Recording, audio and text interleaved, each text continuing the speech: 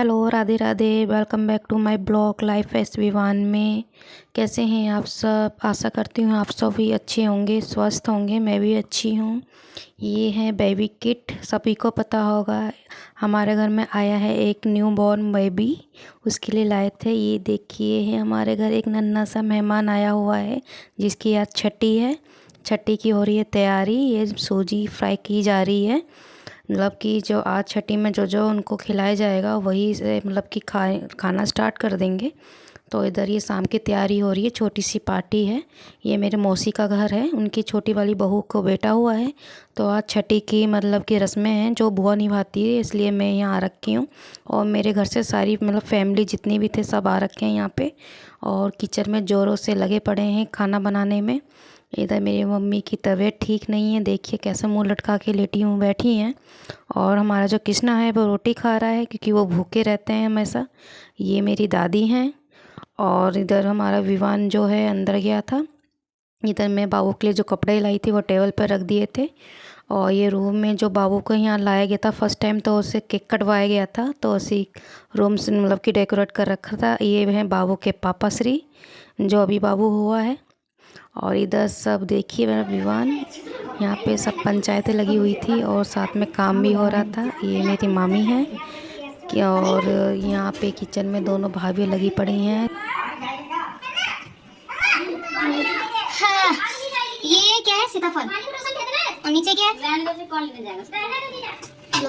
गोभी। इधर क्या बना रही हूँ? गुलगुले। ये गुलगुले बन रहे हैं नारियल वाले पड़ के। ड्राई फ्रूट पड़े सारे। इधर चाय गर्म हो रही है। इधर कड़ी मैंने बनाई। मैंने बता दूंगा ही काम पहले साफ कर लेते हैं क्या? अरे यार सब खाना मतलब जल्दी होता है।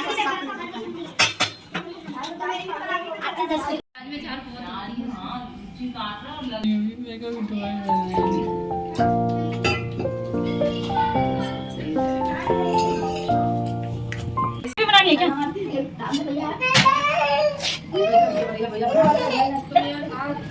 ये लोग ना मेरे से इतना जलते हैं ना बाहर वाले लोग कि अपना में खून चला लेते सारे। हमारा कोई फर्क नहीं पड़ता। इधर ये गुलगुले बना रही थी मेरी भाभी। हमारे यहाँ तो गुलगुले बोलते हैं। और आज के दिन ज़रूर बनते हैं मीठे में। ये एक मतलब कि शगुन होता है बनाने का। तो यहाँ पे गुलगुले बन रहे थे। अगर आपके यहाँ पे अगर कुछ और बोलते हैं इसे तो बताइए क्या कमेंट करके कि क्या बोलते हैं आपके यहाँ पे। हमारे यहाँ तो इसे गुलगुले बोलते हैं। और यहाँ पे मीठा बन रहा था। और फिर फ़िलहाल तो हम ये डॉक्टर के पास आए हुए थे, क्योंकि बाबू को हो गई थी खांसी। बहुत खांस रहे थे दिन रात। तो मैंने सोचा कि अभी छठी रखने में टाइम है, तो जब तक मैं डॉक्टर के पास जाके इसको स्टीम दिलवा देती हूँ। डॉक्टर भी बिजी थे किसी पेशेंट के साथ। और ऑलरेडी भी एक बच्चा आ रखा था स्टीम के लिए, क्योंकि आजकल छोटे छोटे बच्चों को मतलब कि ये एक वायरल सा हो गया। सबको खांसी जुकाम फीवर सबको चले आ रहा है। सारे बच्चों को खांसी से हो रही है। तो इधर ये बच्चा अभी स्टीम ले रहा था। अभी हम वेट कर रहे थे, जब तक बाबू हमारे खेल रहे थे अतुल मामा के साथ अपने। और मैं यहाँ पे बैठी हुई थी कि वेट कर रही थी कब बच्चे का मतलब स्टीम हो जाए पूरा। तो मुझे मतलब जल्दी से दिलवा के अब घर भी जाना था। बच्चे की स्टीम पूरी हो चुकी थी। अब डॉक्टर से मतलब रुई से साफ़ करके अब विवान के लगने वाली थी स्टीम। तो वह यहाँ पे इंजेक्शन डाल दिए थे दवाई की स्टीम वाली।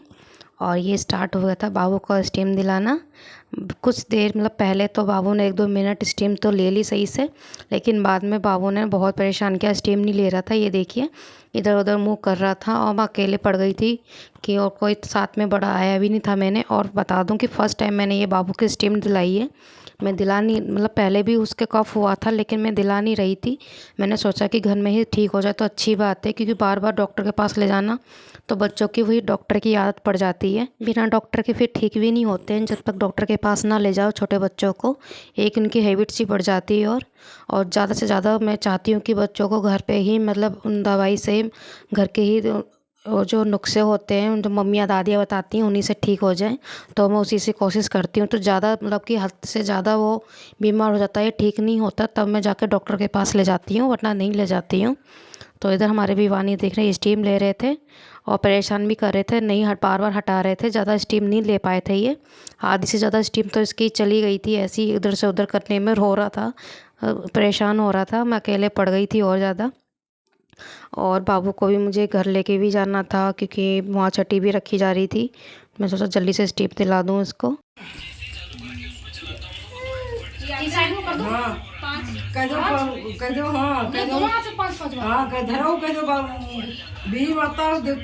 फिर आओ जल्दी में दूसरा है बड़ी भाभी का।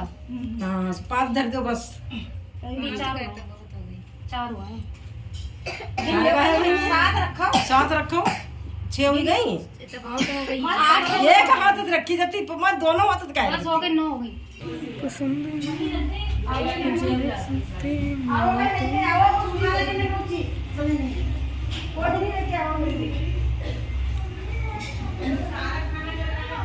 इधर में बाबू की मतलब कि जहाँ भाभी बैठी हुई थी वहाँ मैं पहुँच गई थी। और ये रस्में निभाई जाती हैं, थापी लगाई जाती है मतलब कि जहाँ वो रहते हैं और मेन गेट पे सारे जितनी भी मतलब कि गेट होते हैं उस बाहर थापी लगाई जाती है, बुआ लगाती हैं। तो ये रस्म मैंने निभाई थी। तो ऊपर भाभी यहाँ सेकंड फ्लोर पे थी, मैं बड़ी वाली भाभी के यहाँ पे। और ये देखो शगुन के नाम पे ये पैसे दे रहे हैं, लेकिन मैं ले नहीं रही थी। मैंने बोला मुझे अच्छा सा शगुन चाहिए, बेटा हुआ है तो मुझे अच्छा ही चाहिए। और वैसे भी मेरे बराबर बेटा बेटी दोनों बराबर है, लेकिन फर्स्ट बेबी था इनका तो मैं और रस्म बोल रही थी मेरे को नेक चाहिए अच्छे से। तो यहाँ पे मेरी मम्मी बता रही थी, कब मुझे पता तो है नहीं कहाँ पे मतलब कैसे करते हैं। तो ये मम्मी बता रही थी जहाँ लगाना है। तो वहाँ पे मैं ये थापी लगा रही थी, 5 थापी लगती है जहाँ पे भाभी बैठी हुई थी। क्योंकि यहाँ पे जितने भी खाना बना हुआ था वो यहाँ पे भोग लगाएंगे, हमारे में भी माता बोलते हैं। तो उनको भोग लगाया जाता है पहले छठी वाले दिन, जो जो पकवान बनाए जाते हैं उनके लिए। और ज़्यादातर सारे पकवान बनाए जाते हैं जिससे वो हजम कर सके और बच्चे भी हजम कर पाए। तो यहाँ पे ये रस्म हो रही थी। यहाँ पे ये सरसों का तेल भी माता के ऊपर मतलब कि दे रहे थे। और ये भाभी के मतलब तेल कम था तो वो नीचे नहीं आ पा रहा था, तो उनको बता कि पूरी कटोरी मतलब कि दीवार पे पूरी ओन दो, जैसे कि तेल पूरा नीचे तक आ जाएगा। तो इधर मैं वो नहीं कर पा रही थी। तो सरोज भाभी जो इनसे बड़ी जेठानी है उनसे बोला गया था कि मतलब कि वो हाथ लगवा दें, इनसे नहीं हो पा रहा है क्योंकि उनको ना परेशानी हो रही थी, क्योंकि दिक्कत आ रही थी, क्योंकि टाँके लगे हुए थे, दर्द हो रहे थे। तो इधर ये सरोज भाभी ने मतलब हाथ लगवाया था सेकंड पे।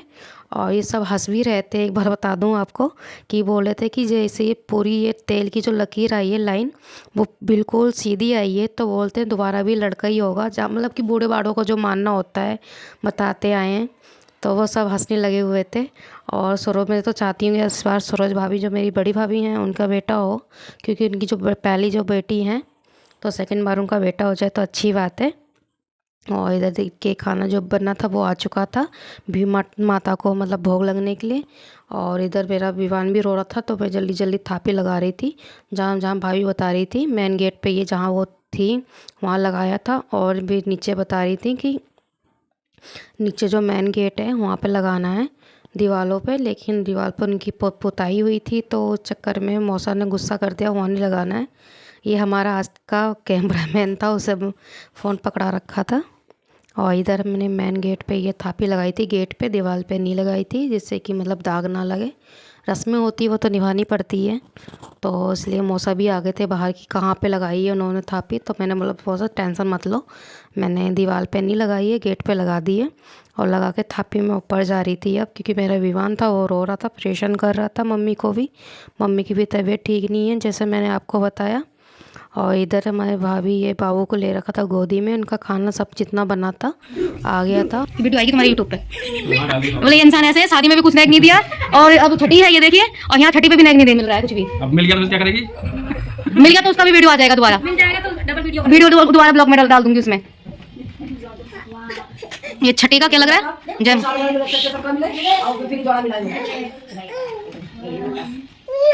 तो ले रही तो भूख तो भूखी लगी मेरे बच्चा। अच्छा बैठ। बताओ वीडियो को डालेंगे वाली वीडियो डलेगी वाली। भी माता को भोग लगा दिया था। और यहाँ पे बज रही थी ढोलक, क्योंकि बोलते हैं कि जब ये मतलब छठी रखी जाती है तो चच्चा बच्चा के गीत गाए जाते हैं। तो किसी ने ढोलक तो बजाई नहीं, तो बानी बैठ गई थी बजाने के लिए।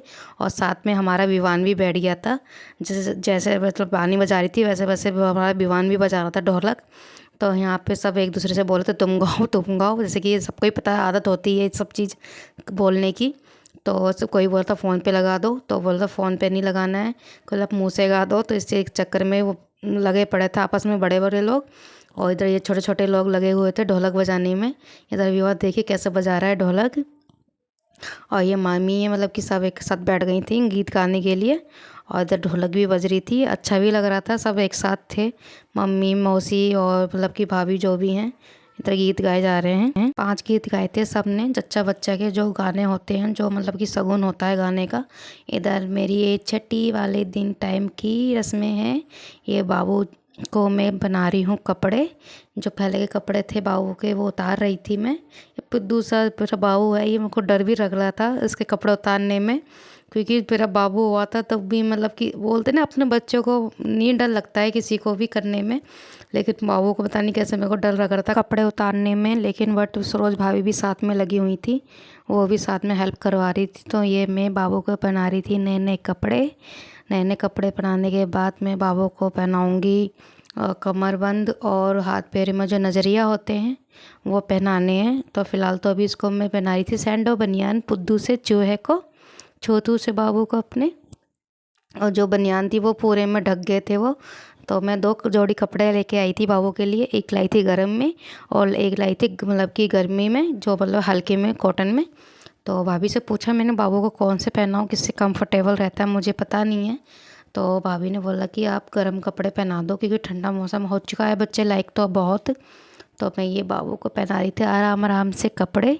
और इधर ये देखिए भाभी के जो भी पकवान बने थे वो साइड में रखे हैं, क्योंकि बाबू के कपड़े पहनने के बाद उसको सारी चीज़ मैं कर दूंगी। इसके बाद बाबू को गोद में लेके भाभी खाएंगी, जिससे कि बोलते हैं कि बच्चे को गोद में लेके खाओ तो बच्चे का भी पेट भी भरता है साथ साथ में। बस दोस्तों, आज का ब्लॉग छठी का मेरा यहाँ तक था। अगर आपको मेरा ये ब्लॉग अच्छा लगा हो तो प्लीज़ कमेंट शेयर और सब्सक्राइब कर दीजिएगा। मिलते हैं नए ब्लॉग में। राधे राधे सभी को।